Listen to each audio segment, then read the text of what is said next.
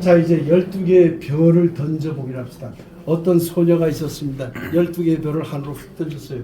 그랬더니만 이렇게 별이 됐네요. 근데 다음날 휙 던졌어요. 그랬더니 이렇게 별이 생기네. 그 다음날 휙 던졌어요. 이렇게 생기네. 그 다음날 휙 던졌어요. 이렇게 생기네. 그 다음날 휙 던졌어요. 이렇게 생기네. 그러니까 그 소녀가 내 별에는 왜 온통 삼각형만 숨어 있어? 이렇게 말했어요. 삼각형만 숨어 있잖아요. 그죠? 소녀가 보기에 왜 내 별에는 삼각형만 있어? 숨어 있네?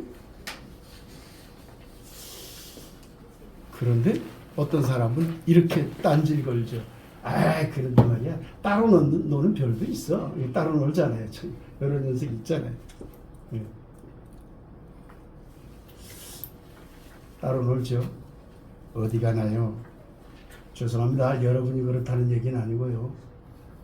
어디 가나 꼭 딴지 거는 사람은 꼭 있어요. 어디 가나 꼭 딴지 거는 사람이 있어요. 왜 제가 이 삼각형 얘기를 하는지 조금 있으면 알게 됩니다. 자, 문화인식은 여러분의 인식은 동일성을 인식하는 게 아닙니다. 경향성을 인식합니다. 이 말 꼭 기억해 주십시오. 똑같은 것, 여기에 보이는 이것을 그대로 내가 인식할 수가 없어요. 그걸 밝힌 사람이 누굽니까? 서양에서 저거 그대로 인식할 수 없다라고 한 거 맨 첫 시간에 해드린 사람? 후설. 노에시스 노에 다 잊어버리셨네. 좋습니다만은 확실하게 저걸 인식할 수 없다라는 걸 밝혔죠. 그러니까 똑같은 그것으로 인식을 못해요. 경향성으로 그런 것 같은데라고만 인식해요. 그럼 경향성이란 뭐냐? 문화에서 문화 요소들이 어떤 방향으로 기울어지는 성향, 이걸 경향성이라고 합니다. 아까 소녀가 별 던지기를 했어요. 그러니까 뭘로 기울어졌어요? 별들이 삼각형으로 기울어져 있죠. 안 간 것들도 있어. 안 간 것도 있지만 대개 다 삼각형 쪽으로만 자꾸 가. 그걸 경향성이라고 해요. 그러니까 문화는 경향성을 말하는 것이지 동일성을 말하는 게 아니에요. 동일성이란 문화에서 불가능한 얘기죠. 경향성을 얘기하는 거죠. 그러면 이렇게 봅시다. 박아무개는 말이야 참 따뜻한 사람이야. 그러면 박아무개는 무조건 다 따뜻하기 때문에 박아무개가 따뜻한 사람이라고 할까요? 아니면 가끔 차갑기도 하지만 대체로 경향이 따뜻하다는 말일까요? 대체로 경향이 따뜻하니까 따뜻하다고 하는 거죠. 그러니까 저쪽에 있는 대상이 100% 따뜻해서 따뜻하다고 우리가 생각하는 게 아니고 되게 그래. 경향이 그래. 그러면 따뜻하다고 인식한다는 얘기예요. 문화를 볼 때는 그렇게 봐야 된다는 얘기입니다. 문화인식도 마찬가지다. 그런 얘기입니다. 지금 제가 강의를 좀 빨리 나가더라도 양해 좀 해주시기 바랍니다. 시간 관계 때문에. 인간은 시공간 안에서 기울어진 채 판단한다. 그럼요. 세계가 우리를 지배하고 있기 때문에, 세계가 우리를 감싸고 있기 때문에 내 순수한 나 그 자체로서 세계를 바라볼 수 없다는 걸 이미 입증이 됐어요. 서양에서도 그렇고 동양에서도 그렇고 이미 그건 그럴 수 없다라는 거죠. 그러니까 그럴 수 있다라고 생각하면 옛날 뿐입니다. 근대 이전 사람이에요. 그럴 수 없다라는 게 그건 확실한 거니까 제 말이 기분 나쁘더라도 저를 따라오십시오. 믿으셔야 돼요. 또 그렇게 해야 되고요. 그러니까 결국은 제가 무엇을 판단한다는 것은요, 저를 가두고 있는 문화 안에서 기울어진 채 이걸 판단해요. 똑같은 걸 놓고 일본 사람이 이걸 판단한다는 것은 일본 문화에 기울어진 채 이걸 판단해요. 그러면 여러분 모두 무엇인가를 판단할 때 우리 문화의 기울어짐 속에 들어가서 판단하고 있어요. 우리는 같은 옷을 입은 사람들이니까, 같은 문화에 있는 사람이니까. 일본하고는 다르죠. 만약에 일본이 이렇게 기울어져 있으면 일본은 그렇게 해석을 해요. 우리가 이렇게 기울어지면 우리는 이렇게 해석을 해요. 그 이야기를 오늘 내일 집중할 겁니다. 예. 특히 내일 집중할 건데 내일 재밌는 얘기도 많거든요. 그런데 시간이 모자랄까 봐서 결론 부분인데 모자랄까 봐서 걱정입니다만 하여튼 해보는 데까지 해보겠습니다. 그런데 그러면 이 기울기를 어떻게 좀 줄일 방법은 없을까? 이게 제가 연구할 때 고민이었어요. 그럼 기울어지도록 그냥 가? 학자니까 이걸 좀 어떻게 기울어진 걸 좀 이렇게 제주도 말로 펴볼 방법은 무엇인가, 이걸 펴볼 방법은 무엇인가 하고 고민하기 시작했어요. 자, 여기서 제가 연구 많이 했던 민요 얘기가 나옵니다. 음악을 본분 여기서 손들어 보십시오. 음악을 본분. 제 질문 좀 이상하지? 음악을 보다니 말도 안 되는 소리 아니에요. 음악을 어떻게 봐요? 음악을 본분. 악보를 본다? 악보는 음악이 아니니까 실제 음악을 본분 없죠. 구체성이 없다는 거예요. 뭐. 조각을 본 분은요. 있잖아요. 구체적으로 있으니까 볼 수 있지. 그걸 구체적인 거라고 그래요. 음악은 구체적이질 않아요. 볼 수 없어요. 비구체적이라고 해요. 그러면 잘 보세요. 그림이 있어요. 그림은 물론 비구체적으로 추상화도 그릴 수 있지만 기본적으로 얼굴, 사람 얼굴도 그리고 나무도 그리고 구체적으로 그릴 수 있지요. 그림은 구체적으로 그릴 수 있어요. 근데 여러분에게 이제 우리 여기에 문학가들도 있으니까 질문해 보면 문학은 구체적으로 내용을 표현할 수 있을까요, 없을까요? 문학 표현할 수 있잖아요. 저 현대 무슨 그런 뭘로 그걸 무슨 시라고 그럽니까? 그런 시 빼고 그냥 일반적으로 다 소설도 그렇고 시도 그렇고 구체적으로 무엇을 표현해내죠. 그걸 비유와 상징 언어를 통해서 표현해내는 거지만 또 사랑 이야기도 표현할 수 있고 어떤 전쟁 이야기를 소설로 만들 수도 있고 구체적으로 표현할 수 있지요. 그런데 음악을 표현해 보겠습니다. 제가 지금 즉흥적으로 작곡할게요. 짠짠 짜라라 짠짠짠 짠짜자잔짠 짜 리러리러리러 딴딴딴 그게 뭐예요 이게? 지금 제가 작곡했는데 이게 뭐예요? 즐거워. 좀 신나는 즐거워. 아무도 몰라요. 나도 몰라요. 뭐지? 어떻게 합니까 제가?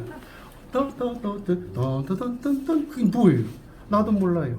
다만 이 음악이 뭐 아름답다고 가정하고 제가 작곡한 거 아름다울 뿐이에요. 구체적으로 뭘 말해줄 수가 없어요. 음악이라고 하는 것은 볼 수도 없고 그걸 어려운 말로 괜히 어려운 말을 써요. 이 학자는 존재론적 비구체성이라고 그래요. 음악은 실제로 존재하는 것도 비구체적으로 존재해요. 표현하는 것도 음악은 비구체적이에요. 그러니까 가사를 빌려오지 않는 한, 문학을 빌려오지 않는 한 음악은 구체적인 걸 아무것도 표현할 수가 없어요. 짜라라라리라라라 띠라라라 띠라라라 뭡니까? 베토벤 작곡한 거거든요. 그래봤자 몰라. 베토벤도 몰라요.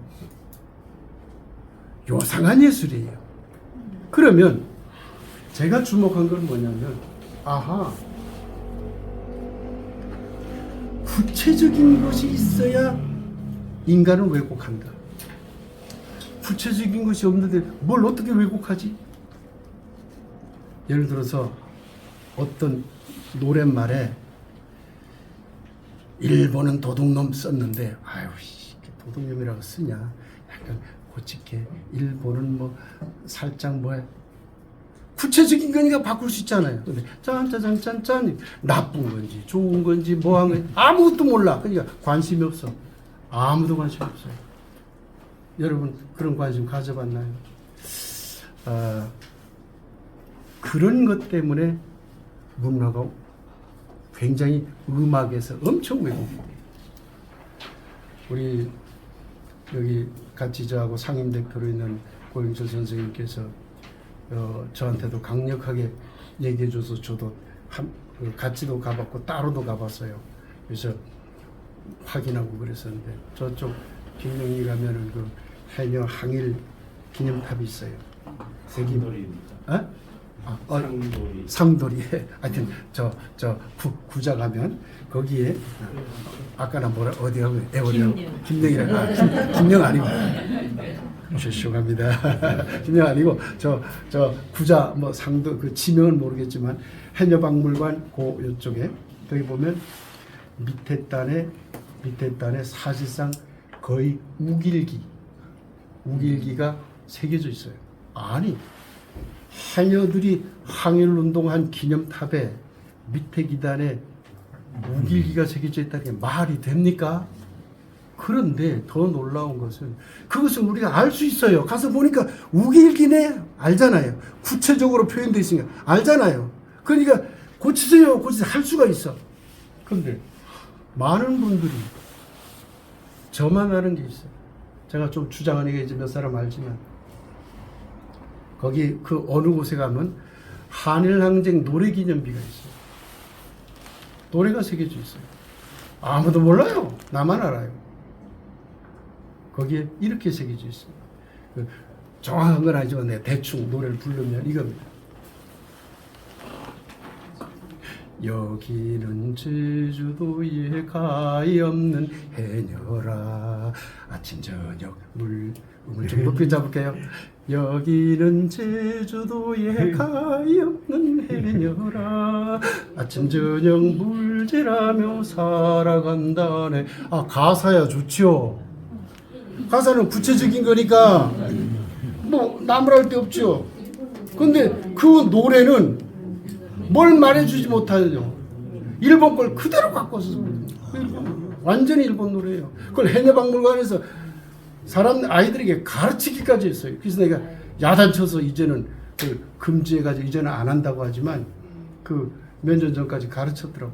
이런 우리가 깨어 있어야 되는 거예요. 깨어 있지 못하면 그런 거예요.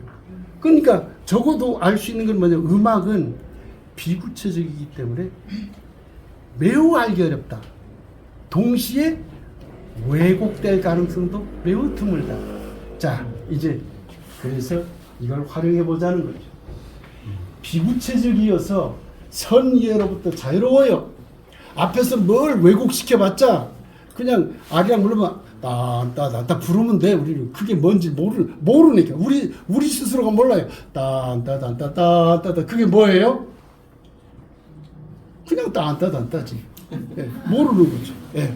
그러니까 우리도 왜곡을 시킬 필요가 없는 거죠. 비구체적이어서 사회의 이념과 정서로부터도 자유로워요. 그러니까 누가 세종대왕이 너희들은 다 이런 노래를 만들어 그럴 적에 가사를 말하지. 세종대왕도 음악을 모르잖아요. 음악을 삼박자로 만들고 음악을 요음계 쓰고 못해요. 아니 절대 음감이었다고 하는데. 아니 절대 음감이었다 하더라도 그 지적을 못하죠. 그러면 비구체적이니까 무엇이 좋은 것인지를 말해줄 수가 없는 거예요. 예. 그러니까 이념과 정서로부터도 상당히 자유롭죠. 그런데 민요는 또 하나 중요한 게 민중의 무의식이 스며 있어서 해당 민족의 가장 기층적인 감성이 반영됩니다. 이건 다 알겠지요? 그런데 가장 밑바닥 정서, 저 기층에 쌓이는 정서가 가사에도 묻어나지만 음악에 들어가요. 그런데 본인도 몰라요. 노래 부르는 사람도 왜 그 음악이 내가 부르고 있지도 몰라. 그냥 와서 그냥 어쩌다 보니까 만들어진 거예요. 이게 굉장히 중요한 거예요. 자연스럽게 그냥 만들어져 버린 거예요. 어떤 다른 의식이 개입을 안 한 거죠. 민중의 무의식이 스며 있어서 공감대에 따라 음악 형태와 음악을 만들어가는 걸 강화해요. 강조해요. 그러니까요. 제가 첫 시간에 잠깐 예를 들어드렸나요? 이게 잘 들으셔야 돼요. 아리랑 아리랑 솔라 솔라 도레 도레 미레 도라 솔라 솔라. 한국 사람 아리랑 부르라고 하면 당연히 그렇게 부르죠. 근데 일본 사람에게 이 노래를 들려줘요. 아리랑 아리랑 아라리요 불러봐 그러면 그렇게 거의 못 부릅니다. 자기네 음악의 게스탈트가 강화되어서 관습화가 강하게 이루어져 버렸기 때문에 우리는 우리의 게스탈트에 강하게 관습화가 됐기 때문에 우리 걸 부르지만 걔네들은 걔네 걸로 바꿔서 불러요. 그래서 이렇게 부릅니다. 아리랑 아리랑은 못 부르고 미파 미파 라시라시 도시라 파미 이렇게 불러요. 걔네들이 그렇게 불러요. 그러니까 일본은 일본적인 그거의 게스탈트의 음악적 게스탈트에 강화돼서 그걸로 바로 나오고 우리는 우리 걸로 게스탈트해서 그걸로 바로 나와요. 아리아리랑 스리스리랑 아라리가 난데 진도아리랑이 있어요. 아리아리랑 스리스리랑 아라리가 난데 이걸 악보로 그리면 악보대로 부르면 이렇습니다. 미라 미라라 미라 미라라 라라라 시라 라라라 시라 시라 미라 라미 이렇게 부른 거예요. 근데 실제로 전라도 분들은 그렇게 부르는 사람 제가 알기로 단 한 분도 못 봤어요. 이렇게 부릅니다. 아리랑 왜 그건 오자마자 그것만 나오면 떠오르 걔네들. 아리랑 이건 또 안 떠네. 스리랑 아라리가 하지 않고 요 가자 나올 때는 항상 그래. 아라리가 나안리 이거 나오면 또 아리랑 이건 또 꺾어. 우리 신부님 광주시라고 했죠. 저하고 한번 불러볼까요? 안 시키겠습니다. 안 시키겠습니다. 그 묘하잖아요. 왜 남도 분들은 그렇게만 부를까? 그분들의 음악적 게스탈트가 강화돼 있어서 그래요. 우리 제주 사람 그렇게 잘 못 부르죠. 저도 이거 배워서 부른 것이지 처음엔 그렇게 못 불렀죠. 그러니까 어색하죠. 저도 따지게 막 억지로 배워서 부르는 거예요. 그런데요, 제가 아는 전북대학교 김만무계 교수님 친하게 지내는 분이 계신데요. 국어과 교수님이신데 술 한잔 딱 먹어요. 판소리 제끼는데 야 국어과 교수님 기똥차게 제낍니다. 바로 이런 가락이 흥부가 어쩌고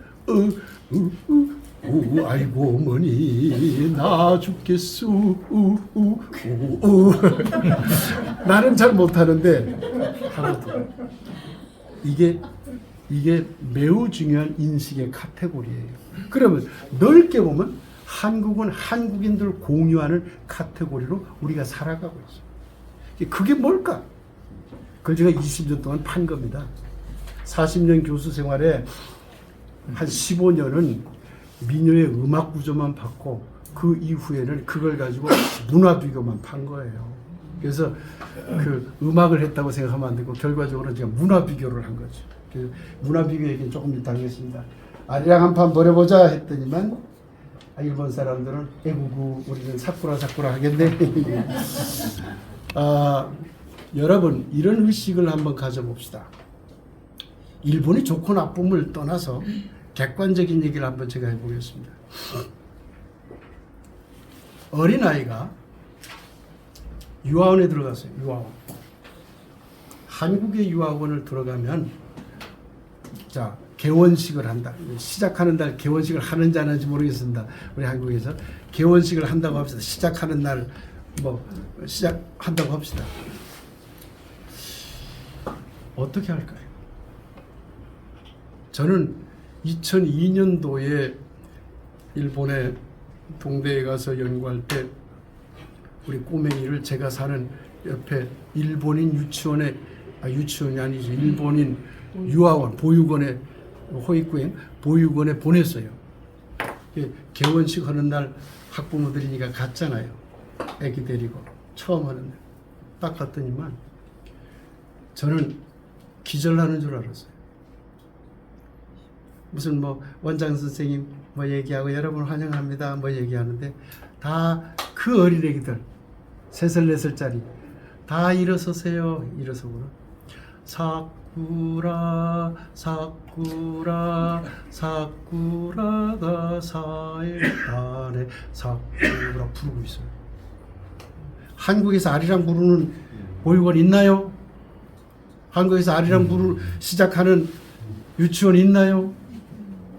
일본은 어릴 때부터 자기네 걸 주입을 해요. 주입한다는 게 그런 관점에서 보면 나쁘지만 좀 더 우리가 의식하지만 일본 사람들은요 철저하게 일본적인 걸 집어넣으려고 그래요. 여러분 일본 가서 전철 지나보세요. 전철 딱 지나면요 띠띠리띠리띠띠리띠띠리띠띠리띠리리 신호음이 일본 가락으로만 해요. 주로 뭐 요즘은 그 만화 가락도 쓰고 그러지만 제가 2010년도에 일본에 갔을 때는 그 일본 하게대학교라는 데가 있었는데 하게대학교가 뭐 사범대학 계열이라고 보시면 국립사범대학이라고 일본에서는 하게라고 그래요. 배울 학자에다가 예술 예자 써서 사범대학을 주로 말하는데요.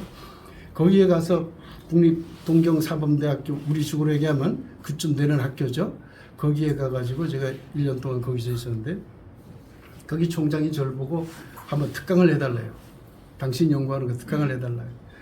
아 이게 어떻게 특강을 하지 낑낑거리다가 요 얘기를 해야 되겠다고 해서 제가 이 얘기를 처음 가서 했어요.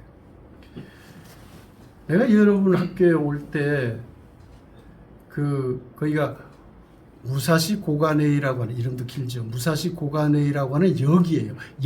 역에서 내려서 조금 걸어오면 그 하게대학 일본 각국의 대학교라는 대학교가 있어요. 그러면 사람들은 그 역에서 그냥 계속 왔다 갔다 하는 거잖아요. 근데 그 역이 신호음이 사쿠라야. 신호음이. 그러면 1분 딱 기차오면 사쿠라 사쿠라 또 딱 들어오면 사쿠라 맨날 듣는 거예요. 그래서 제가 질문했어요. 그 교수들에게. 나는 저런 음악을 여러분이 매일 듣는 거에서 충격받았다. 그러니까 일본인들이 깜짝 놀라요. 무슨 얘기야? 이러는 거예요. 슬프지 않으세요? 괴롭지 않으세요? 매일매일 사쿠라 사쿠라 사쿠라 아니 어떻게 살아가세요? 내가 그렇게 했어요. 그런데 놀라운 거 아니요? 우리는 그걸 밝게 듣는데요? 그게 왜 슬퍼요? 깜짝 놀랐어요. 야, 그러니까 인식이라고 하는 게 나 입장에서 슬프게 본 거잖아요. 그게 이게 틀렸구나. 일본의 입장에서는 밝은 노래.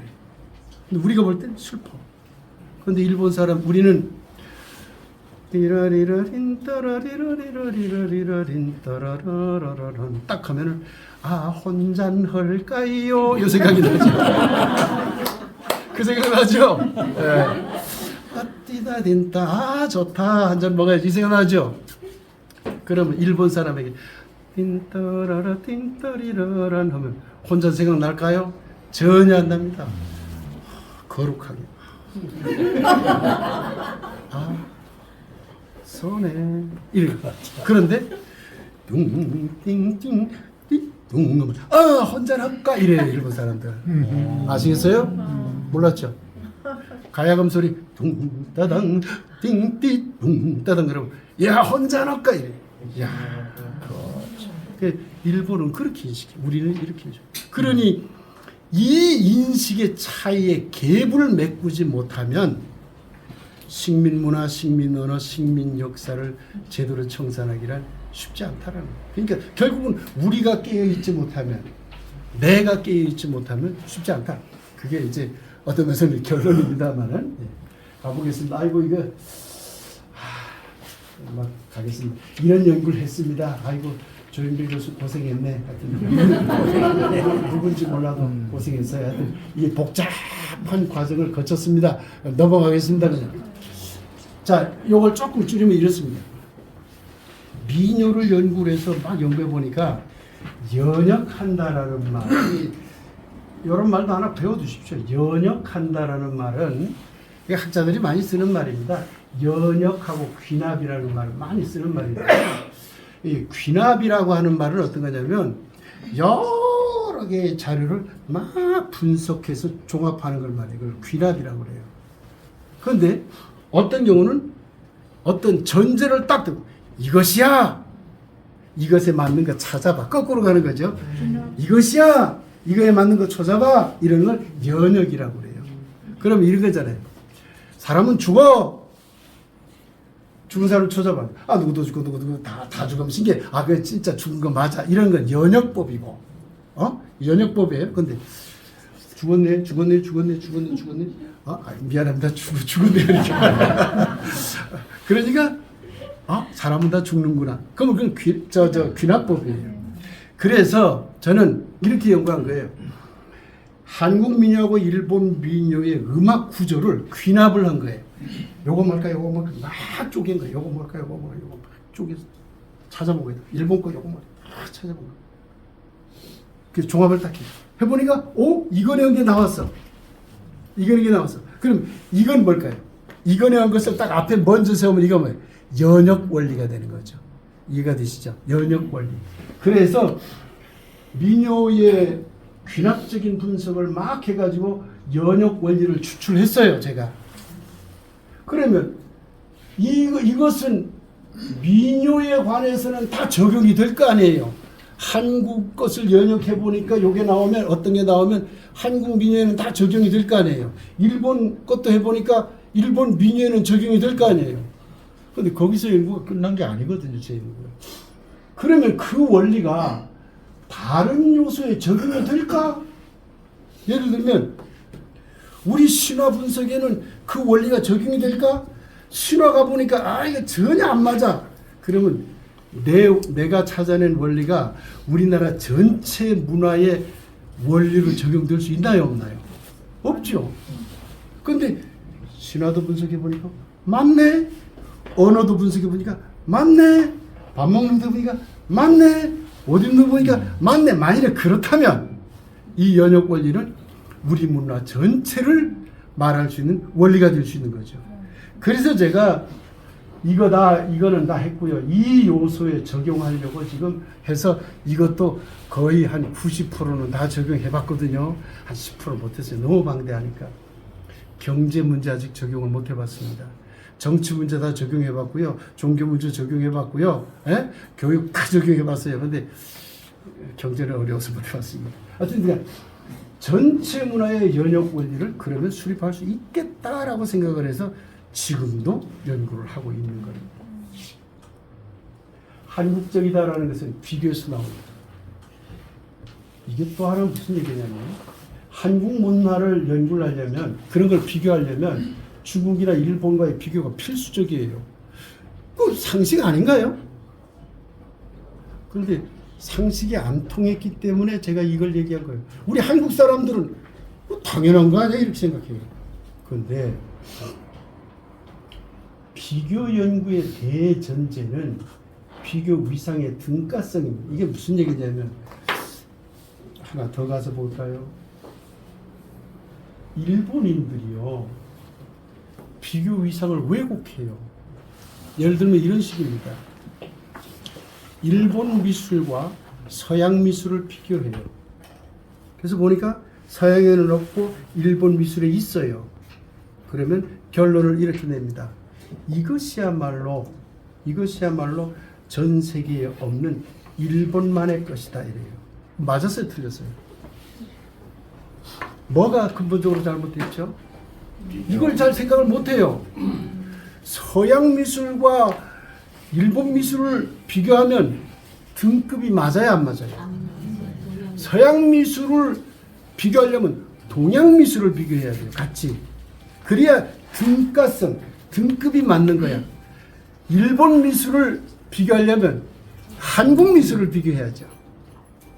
중국 미술을 비교하거나 그러고 나서 이 공통점을 가지고 서양의 뭐 프랑스든 독일든 공통점이 있으면 그걸 비교해야 동생 비교가 되죠. 근데 일본은 그런 연구를 거의 안 했어요. 지금도 그렇게 잘 안 합니다. 그래서 기분 나빠요. 제가 동경대 있을 때 너무 기분 나쁜 그런 경험한 것도 그런 거예요. 왜냐하면 당당하게 해요. 일본 것과 서양, 걔네들은 서양 중심이잖아요, 항상. 그러니까 일본과 서양. 한국은 개무시, 중국도 개무시, 일본 것과 서양 비교해. 그리고 야 결과 나오니까 이거 진짜 일본 거야 해서 책을 막 써. 그리고 영어로 번역하고 프랑스로 번역해 막 보내버려요.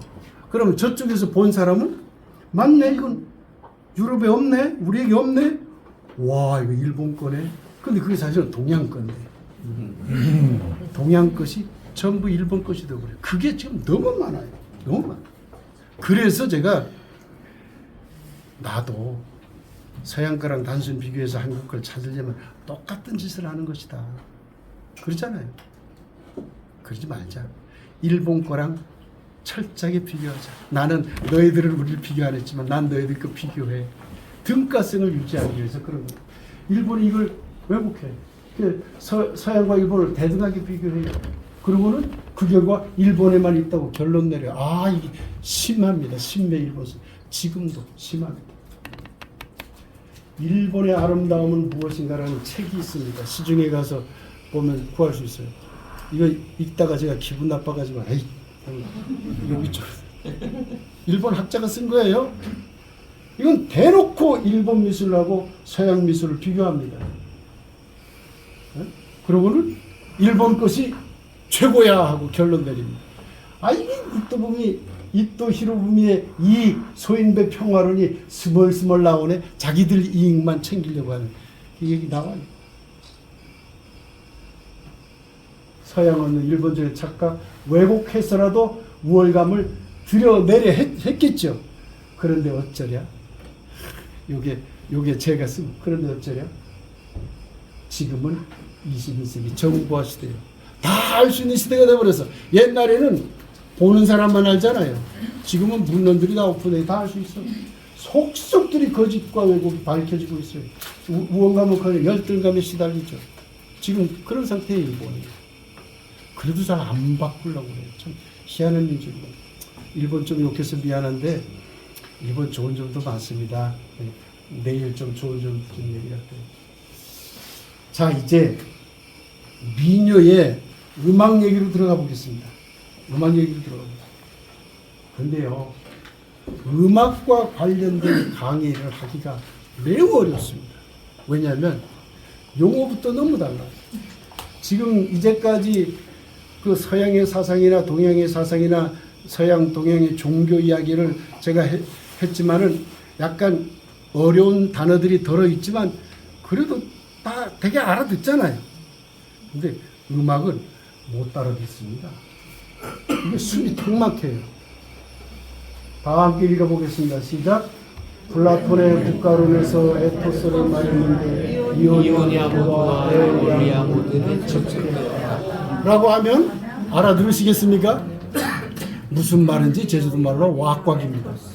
이게 무슨 말이야? 다 읽어봅시다. 시작. 일본은 요나무시 음계를 주장한다. 그중 미야코 무시는 유바는 펜타토닉으로 되어 있다라고 하면 못 알아듣잖아요. 그런데 여러분 원고에 보면 그 얘기가 잔뜩 나옵니다. 몇 페이지 있냐면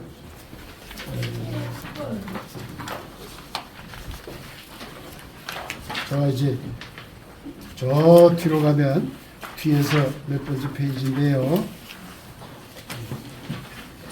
15페이지 목표로 잔뜩 나오죠. 아이고, 이거 설명 못하겠습니다. 아이고, 그러면 어떡하죠? 이 강연 원고에도 전문 용어가 난무해요. 그러면 어쩌냐? 근데요, 간단합니다. 강연자를 믿고 건너뛰읍시다. 그 보지 맙시다. 에이, 강연 저를 믿으세요. 믿고 건너뛰읍시다. 그 건너뛰면 아이고 그거 언제 다 하겠습니까? 그래서 건너뛰겠습니다. 양해 바랍니다. 괜찮지요? 이렇게 전문적인 거. 예. 그러나 조영비 교수는 그 전문적인 것과 20년 이상을 싸워왔다. 박수 한번 쳐주세요. 예. 자, 그래서 제가 연구한 것들을 모아봤어요. 모아가지고 그걸 별 던지기를 해본 거야. 어떤 게 나와서 이게 뭐지? 이게 뭐지? 이게 뭐지? 하고 막 던져본 거예요. 왜 리듬은 3분의 1이 마를까? 왜 장단을 비대칭이 마를까? 왜 가락은 연주 때마다 자꾸 바뀔까? 왜 장단의 세기가 둘씩 나씩 할까? 아, 술이 아니고 술 먹고 싶었나 보다. 쑥입니다. 예. 죄송합니다. 들술날술이네요. 들술날술. 예. 저 술 잘 먹습니다. 예. 사주겠다면 제가 잘 먹겠습니다. 왜 한국 민요를 건너뛸까? 왜 매교반석 자기를 떠는 소리는 왜 비등까지 할까? 이거 조금 이해를 돕기 위해서 얘기할까요? 우리는요 2분할이 거의 없어요. 2분할. 요즘에서 아마 우리 지금 이 부분에서 우리 고영철 선생님이 어디선가 들어본 얘기가 나올 겁니다. 들었던 기억 나죠? 아, 예. 예. 우리나라는요 2분할이 잘 없어요. 3분할이 이상해요. 근데 3분할이 좋은 건지 나쁜 건지 그건 몰라. 그냥 3분할 구조만 있어요. 난 구조만 연구한 거잖아요. 그러니까 던져본 거야. 장단을요. 아, 이거 설명하려면 시간이 가는데 큰일 났네. 시간은 지났어요. 한 20분 더 해서 9시에 끝내도 될까요?